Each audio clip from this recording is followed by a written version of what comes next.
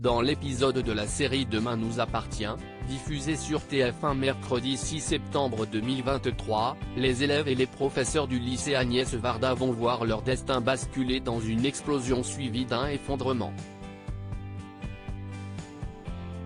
Qui survivra à ce drame? Un véritable drame.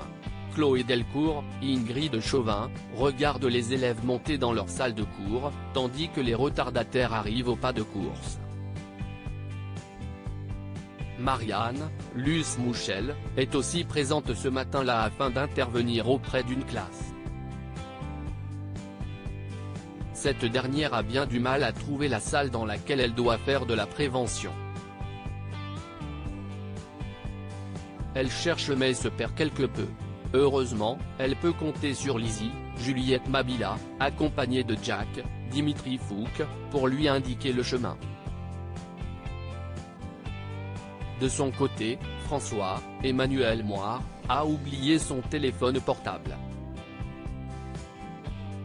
Mais sa dulcinée, Charlie, Clémence Lassala, lui a ramené avant que ses cours ne commencent.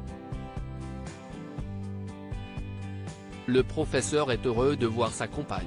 Le duo partage un moment plein de tendresse quand une explosion retentit. Depuis la cour d'école, Chloé Delcourt, qui venait de fermer les portes de l'établissement, assiste aux premières loges à la déflagration.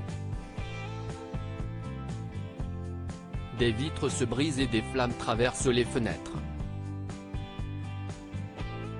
Rapidement, une aile de la bâtisse s'effondre sous le coup de l'explosion.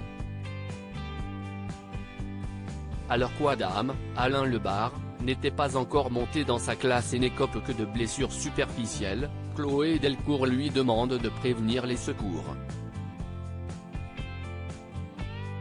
Des personnages au plus mal à l'hôpital, Victoire, Solène Hébert, et Renaud, Pierre Denis, décident de se rendre sur place pour soigner les premiers blessés. De son côté, Aaron, Stani Copet, reste à l'hôpital pour prendre en charge les victimes qui auraient besoin de soins.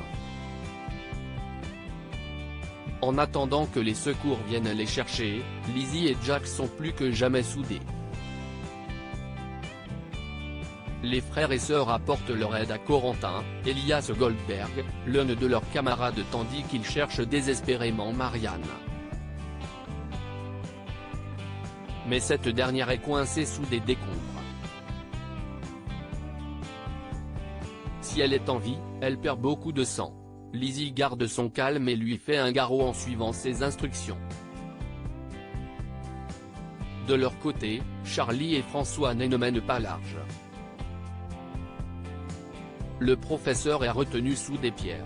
Sa compagne tente de prévenir les secours en vain. François se souvient alors qu'un téléphone filaire est présent dans la salle de classe.